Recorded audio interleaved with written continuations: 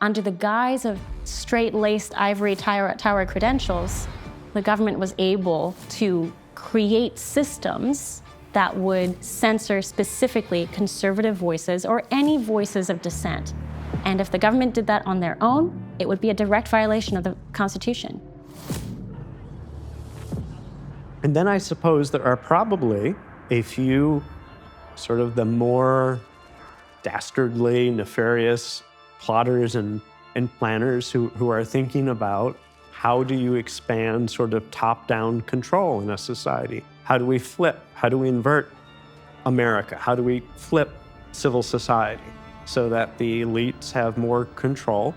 And when you have emergencies or situations that can look like emergencies, so I don't think January 6th was an emergency at the Capitol, but it was made to be blown up and look like an emergency, then that creates a narrative through which you can push for more control about disinformation and misinformation.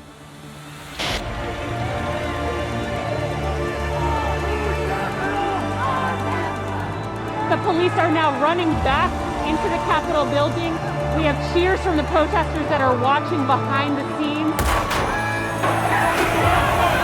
There were tense and violent scenes with police who have never dealt with anything like this.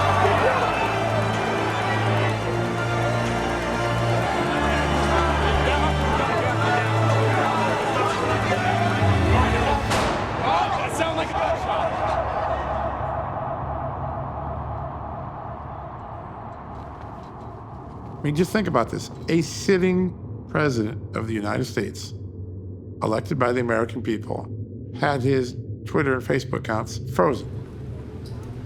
Our founding fathers could not possibly have imagined that.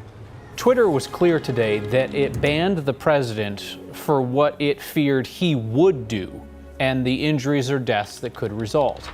9 News reporter Jennifer Meckel spoke to a social media expert about Twitter's unprecedented decision. Right after January 6th, when he posted a video, calling on his supporters, make sure that you're protesting peacefully.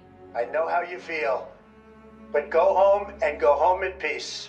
X, I believe, shut down his account and said this is inciting violence. This is a very interesting argument that they were posing. In U.S. law, under the U.S. Constitution, the First Amendment is absolute, but there are some exceptions. As always, in the law, there's always exceptions. And those exceptions are very narrow, very limited, rightfully so. Those exceptions include, you can't incite violence.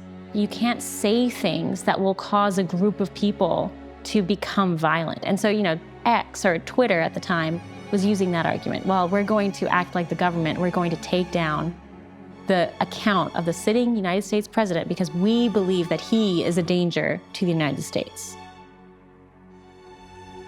It started percolating among the deep state during the Trump administration, let's be clear.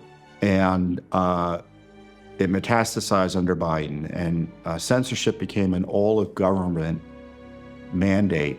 And was everyone on board to censor Americans and other critics of the regime? May God bless America, and may God protect our troops. Thank you, America.